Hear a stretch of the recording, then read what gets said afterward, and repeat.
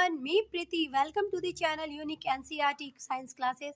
Students, we are going to start Nutrition in Plants Part 2 with quick revision of Part 1 video. तो हमने Part 1 video में पढ़ा था What is nutrition in plants, और हमें पता है कि photosynthesis is the process in which green plants prepare their own foods. That why green plants comes in autotrophic modes of nutrition. तो क्या है, ग्रीन प्लांट्स हमने पढ़ा था कि जिनका न्यूट्रिशन का मोड है ऑटोट्रॉपिक, और nutrition is the process in which living organism take in food and it is utilized by their body.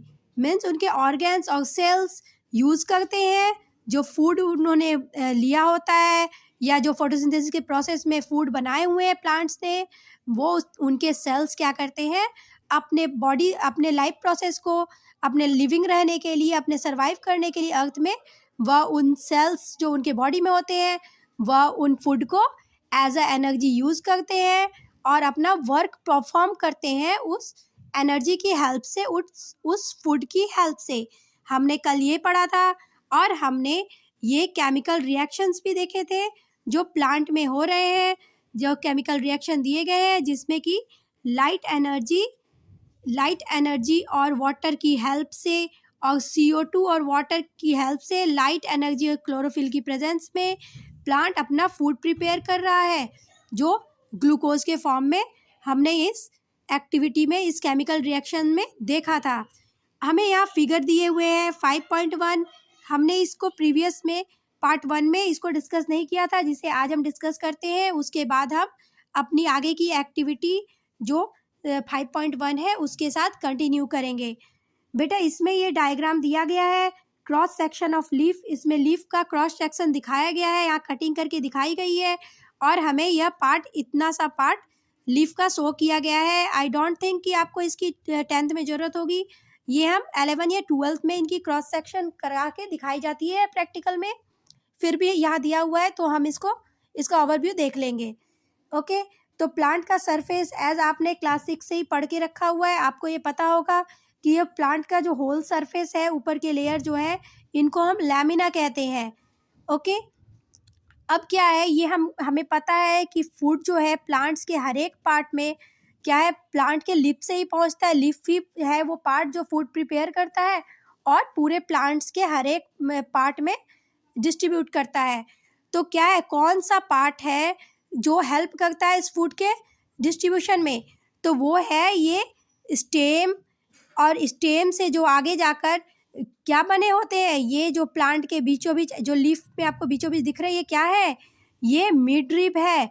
और ये मिड रिब आगे जाकर लिप्स में किस में डिस्ट्रीब्यूट हो जाते हैं, वेन्स में बन जाते हैं. जैसे कि ये क्या है, ये एक लीफ है, लीफ का ये मिड रिब है जिसमें स्टेम्स से वाटर क्या है, रूट के जरिए स्टेम्स क्या है, पूरे प्लांट के पार्ट्स में वाटर डिस्ट्रीब्यूट करता है.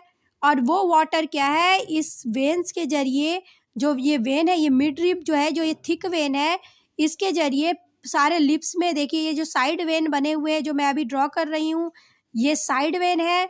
इनमें ही क्या होते हैं, इनमें जो वेन्स में थिक वेन जो लेकर आते हैं फूड और वाटर, वो क्या हो जाते हैं, इसके जरिए, साइड वेन के जरिए इवनली डिस्ट्रीब्यूट हो जाते हैं. कहाँ पे डिस्ट्रीब्यूट हो जाते हैं, ये लीव्स के हर एक पार्ट में डिस्ट्रीब्यूट हो जाते हैं. ये हम आगे ट्रांसपोर्टेशन में पढ़ेंगे कि एक्साइलम और फ्लोएम कैसे अपना काम करते हैं. ये जो मिड रिब में आपने यहाँ शो किया गया है, मिड रिब में यहाँ एक्साइलम फ्लोएम दिखाया गया है, लेकिन हम इसको डिस्क्रिप्टिव वे में पढ़ेंगे ट्रांसपोर्टेशन में. ओके, और ये वैक्सी क्यूटिकल है और अपर एपिडर्मिस लेयर है, जो क्या कहते हैं, प्लांट, हम इंसान क्या है, शेल्टर में रहते हैं, अपने घरों में रहते हैं, लेकिन ठंडी, बारिश, जो भी वेदर हो, प्लांट बाहर ही रहते हैं. तो उनको बाहर सर्वाइव करने के लिए उनके ऊपर से ये लेयर बने हुए होते हैं जो इनको हीट से या कोल्ड से, इन सब चीज़ों से प्रोटेक्ट कर सके. ओके, अब इसके आगे हम इसके साथ, अब ये हमारा ये प्रीवियस चैप्टर का रिवीजन हो गया. इसके साथ हम अब एक्टिविटी 5.1 अपना कंटिन्यू करते हैं. यह एक्टिविटी 5.1 हमें क्यों दी गई है, हमें इसके ज़रिए यह डिमॉन्स्ट्रेट किया गया है कि क्लोरोफिल क्यों एसेंशियल है फोटोसिंथेसिस के प्रोसेस के लिए। तो अब हम इसमें एक्टिविटी 5.1 में ये पढ़ेंगे कि आखिर क्लोरोफिल क्यों ज़रूरी है। हमें पता है क्लोरोफिल क्या होता है। क्लोरोफिल ग्रीन पिगमेंट है जो प्रेजेंट होता है क्लोरोप्लास्ट में, जो फोटोसिंथेसिस के प्रोसेस के लिए बहुत इम्पॉर्टेंट है। ओके, क्योंकि इनकी एब्सेंस में फोटोसिंथेसिस का प्रोसेस हो ही नहीं सकता। अब हम पढ़ेंगे activity 5.1। Take a potted plant with variegated leaves. What is variegated lives?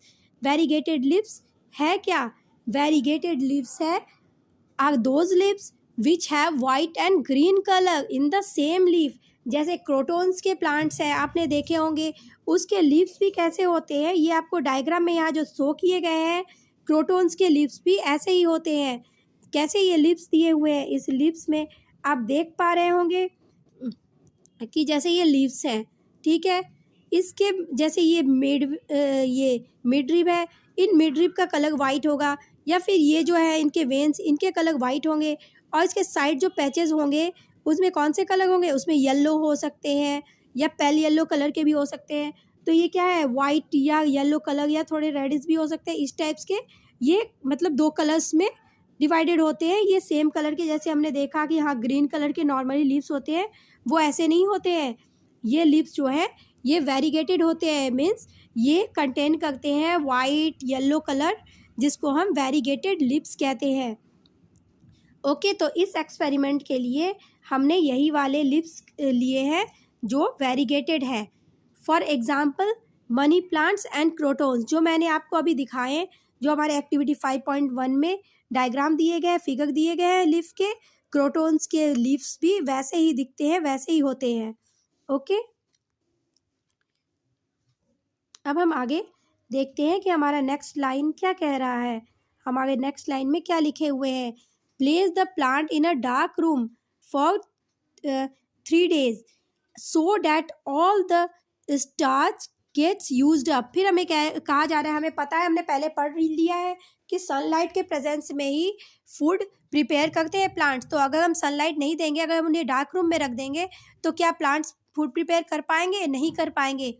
Okay, तो इसलिए कहा गया है कि वेरीगेटेड लिव्स वाले 2 पॉटेड प्लांट को लेते हैं और उन्हें, जैसे कि एग्जांपल में मनी प्लांट और क्रोटोन्स दिए गए हैं, और उनको हम 3 days के लिए डार्क रूम में रख देंगे। Now keep the plant in sunlight for about 6 hours। जब हमने इसको डार्क रूम में रख दिया, तब तो इसमें कोई फूड प्रोसेसिंग का काम नहीं हुआ, इट मीन्स इसमें कोई फोटोसिंथेसिस का प्रोसेस नहीं हुआ। अब हम क्या करेंगे, इस प्लांट को सनलाइट में 6 hours के लिए रख देंगे।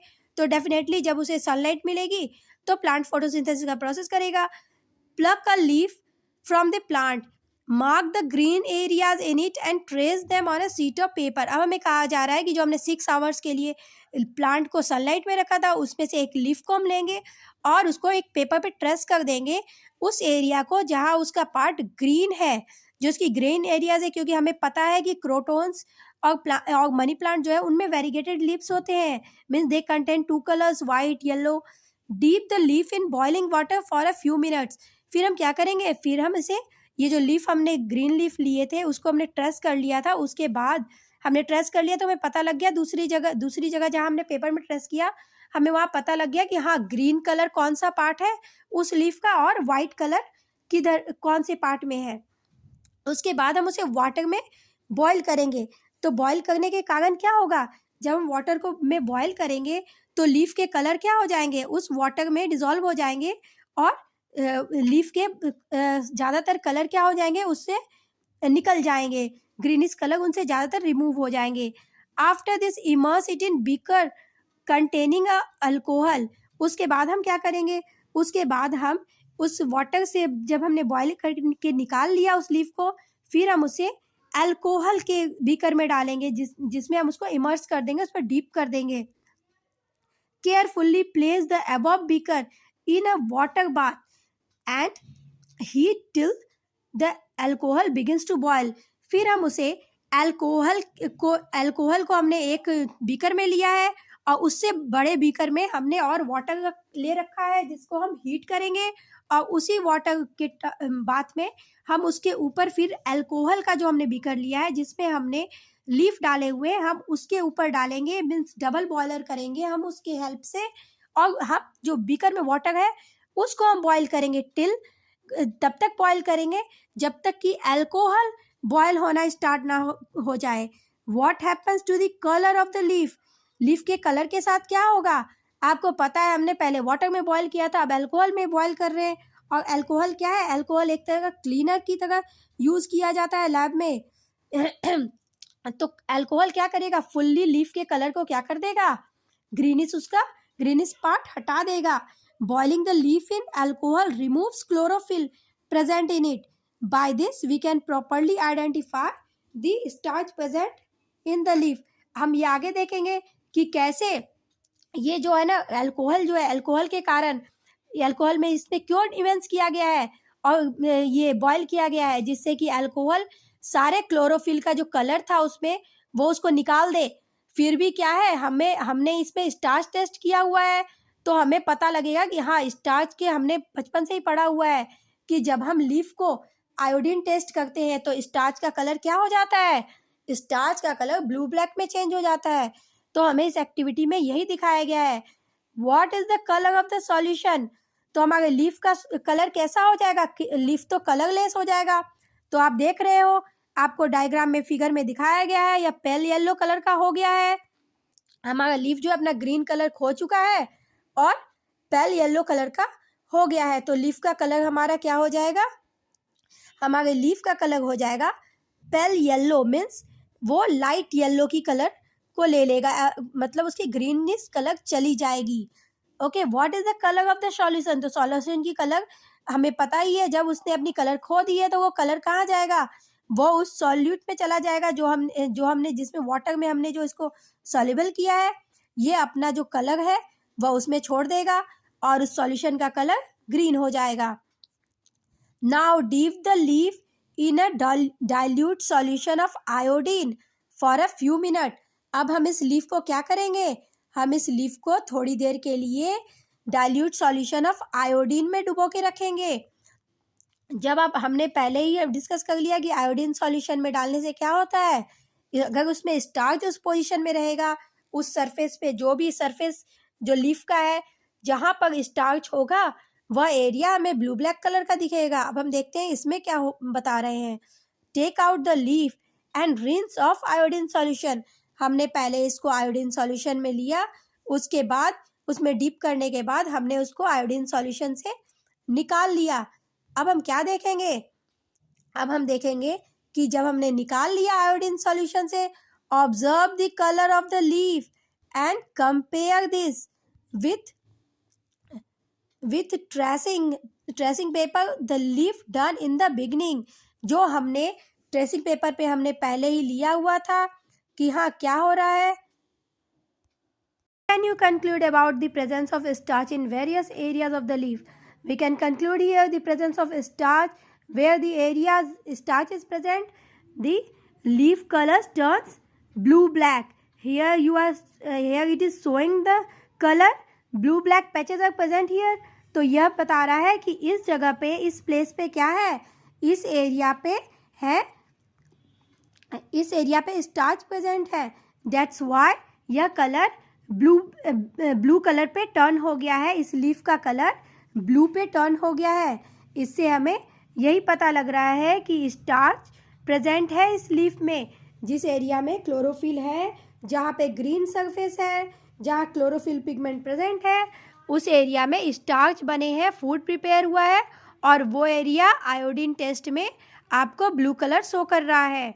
Okay, now let the study how the plant obtains carbon dioxide. अब हम इसमें यह पढ़ेंगे कि कैसे प्लांट कार्बन डाइऑक्साइड लेते हैं। Okay, in class 9 we had talked about stomata. हमने क्लास 9 में स्टोमेटा के बारे में पढ़ा हुआ है। आप सबको एक बार दिमाग में अपने याद करो और कि आपने क्लास 9 में क्या पढ़ा है। फिगर 5.3 में आपको स्टोमेटा दिया गया है, जो हम बाद में डिस्कस करेंगे फिगर देखकर। पहले हम ये पढ़ लेते हैं कि इस पैराग्राफ में दिया क्या है। Which are tiny pores present on the surface of the lips.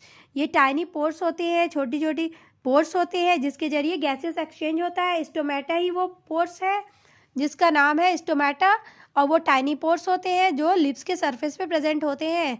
Massive amounts of gaseous exchange take place in the leaves. बहुत ज़्यादा अमाउंट में, आपको पता है कि बहुत ज़्यादा ही अमाउंट में गैसियस एक्सचेंज होता है इसी स्टोमेटा के जरिए। Through this process pores for the purpose of photosynthesis, इसी पोर्स के जरिए फोटोसिंथेसिस का जो प्रोसेस के लिए ये कार्बन डाइऑक्साइड चाहिए होता है वह इसी से एब्जॉर्ब होता है। इसी पोर्स के जरिए, स्टोमेटा के जरिए ही वो कार्बन डाइऑक्साइड क्या करते हैं, एब्जॉर्ब करते हैं प्लांट्स अपने सरफेस से। But it is important to note here that exchange of gases occurs across the surface of stem, roots and leaves as well। Leaves के स्टोमेटा से तो करते ही हैं, साथ के साथ स्टेम और रूट से भी क्या होता है, गैसियस एक्सचेंज होता है। जैसे क्या है, जो स्टेम है, जो यंग स्टेम है, जो यंग स्टेम आप देखते हैं थिन होते हैं, या स्टॉक ही जो लीव्स के हैं वो क्या होते हैं, वो थिन होते हैं। तो उसमें क्या होते हैं, उसमें भी स्टोमेटा के पोर्स पाए जाते हैं। लेकिन जैसे जैसे ही वो थिक में कन्वर्ट हो जाते हैं, वो ओल्ड होते जाते हैं, वो पोर्स क्या है, वो क्लोज होते जाते हैं, वो लेंटिसेल्स में कन्वर्ट हो जाते हैं। लेंटिसेल्स एक टिश्यू में प्लांट्स के सेल्स में एक लेंटिसेल टिश्यू होता है, वो क्या करता है, वहाँ से भी गैसियस एक्सचेंज का काम होता है, जो कि ओल्डर स्टेम में होते हैं। Older stem has lenticels for gaseous exchange। Since large amounts of water can also be lost through this stomata, इस स्टोमाटा के जरिए, अब क्या है, स्टोमाटा तो खुला हुआ पोर्स है, ये हर समय तो खुला नहीं रहता, कभी कभी बंद भी होते हैं, वो समय है प्लांट्स का।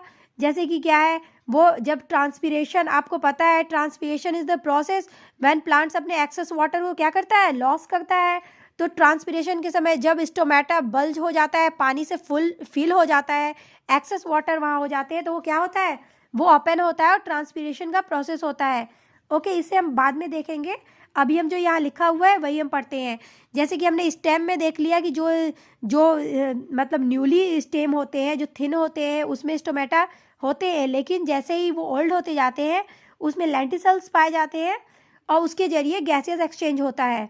अब रूट्स में क्या है, रूट्स आपको पता है, रूट्स में जो छोटे छोटे रूट हेयर्स होते हैं जो फर्मली अटैच्ड होते हैं सॉइल के साथ, वो क्या करते हैं, जब वो सॉइल से ही कार्बन डाइऑक्साइड ऑब्टेन कर लेते हैं, अगर उनको सॉइल में नहीं मिलता तो वो धीरे धीरे फैल के अपने ऊपर की तरफ भी आ जाते हैं और वहाँ से भी ले लेते हैं, वैसे सॉइल से भी उन्हें मिल जाता है। तो इस तरह से हमने देखा कि स्टेम, रूट्स और लीव्स तीनों क्या है, गैसियस एक्सचेंज का काम करते हैं। भले ही लिप्स का हमें लिप्स से ज़्यादा होते हैं, बट स्टेम्स और रूट्स से भी होते हैं। The plant closes this pores when it does not need carbon dioxide for photosynthesis. जब क्या है, जब कार्बन डाइऑक्साइड का लेवल जितना उन्हें चाहिए वह उतना लिमिटेशन में ले लेते हैं, तो क्या करते हैं, वो अपने पोर्स को, मीन्स स्टोमेटा को क्या करते हैं, स्टोमेटा को क्लोज कर देते हैं। The opening and closing of pores is a functions of guard cells।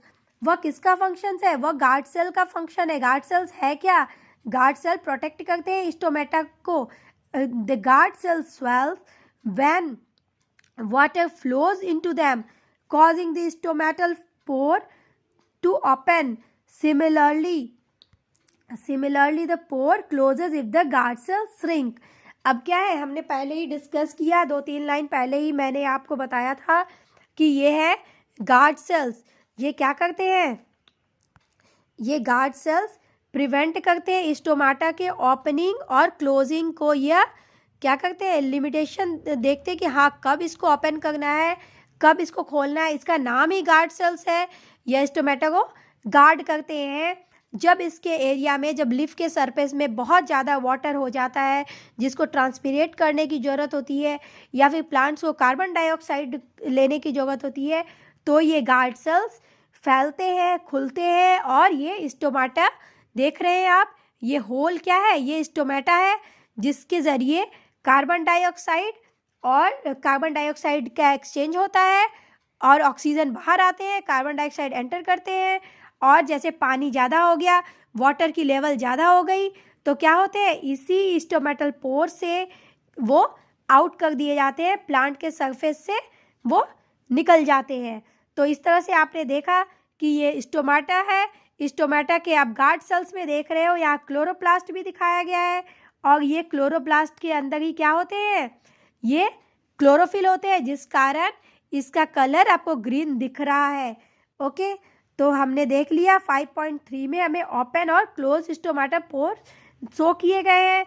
यहाँ ओपन किया गया है और यहाँ क्या है, क्लोज पोजीशन में। क्लोज पोजीशन में इट मीन्स ये क्या है, इसके वाटर जितने इनको ट्रांसपिरेट करने थे इन्होंने कर दिया है, और अब ये अपने नॉर्मल पोजीशन पे आ रहे हैं, इट मीन्स उसको क्लोज कर रहे हैं।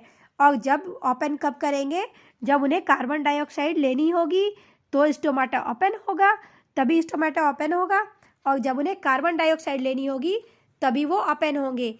बाकी टाइम के लिए वो रूट हेयर्स, स्टेम, इनसे भी गैसियस एक्सचेंज चलता रहता है as well as.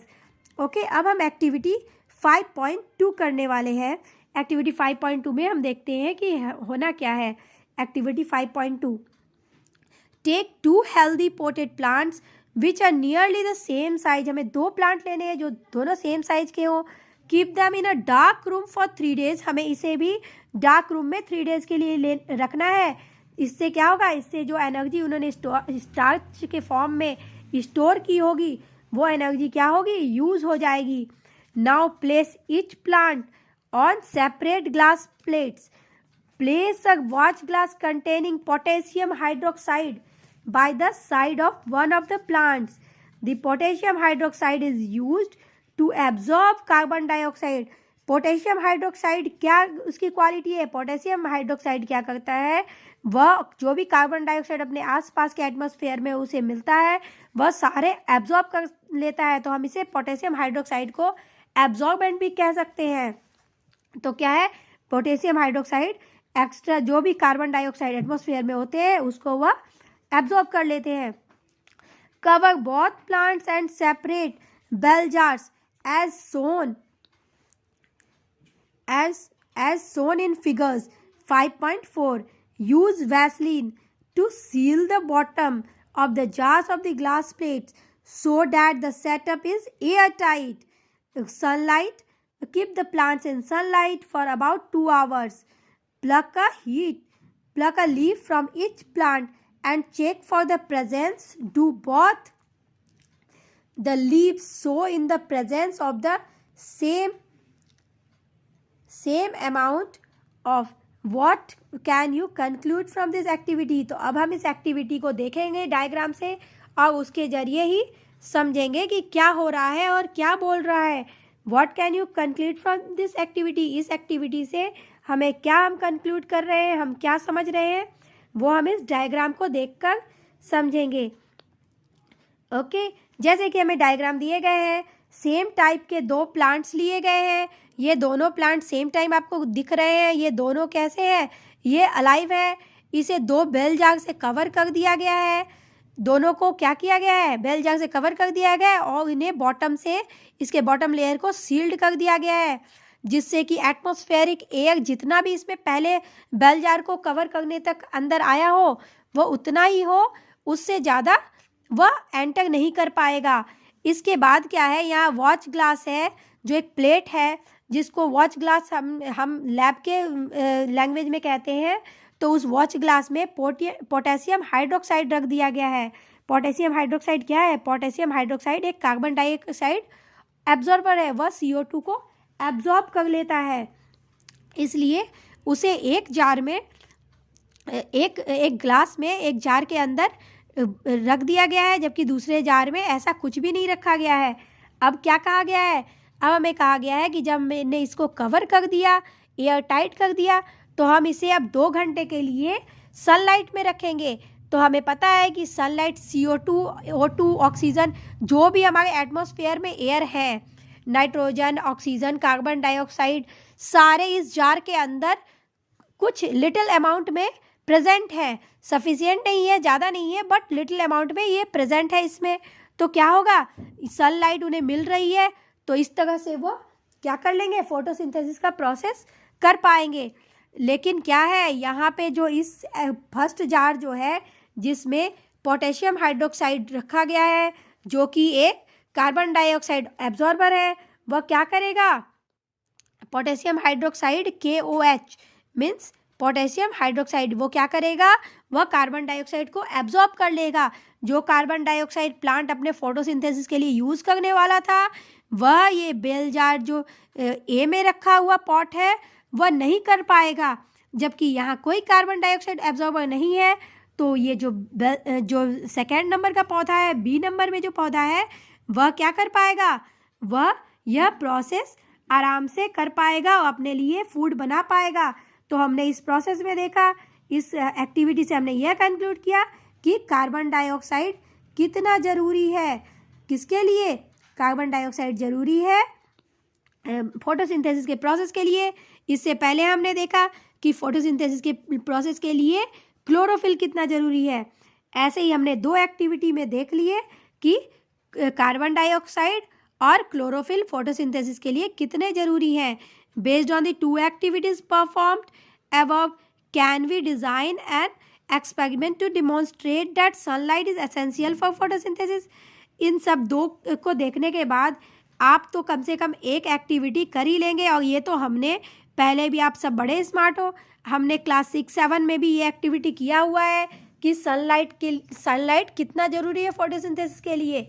Okay, so far we have talked about autotrophs meet their energy requirements, but they also need other raw materials for building their body.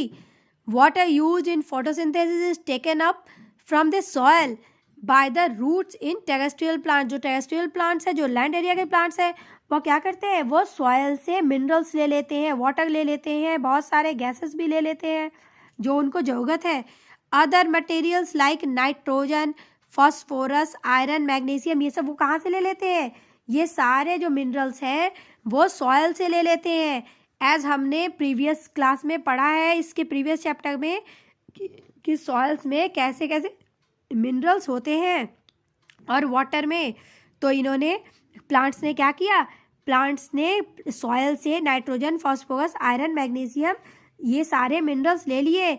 लेकिन क्या plants nitrogen जिस form में atmosphere से उसे मिला है, क्या वो उसको यूज़ कर पाएगा?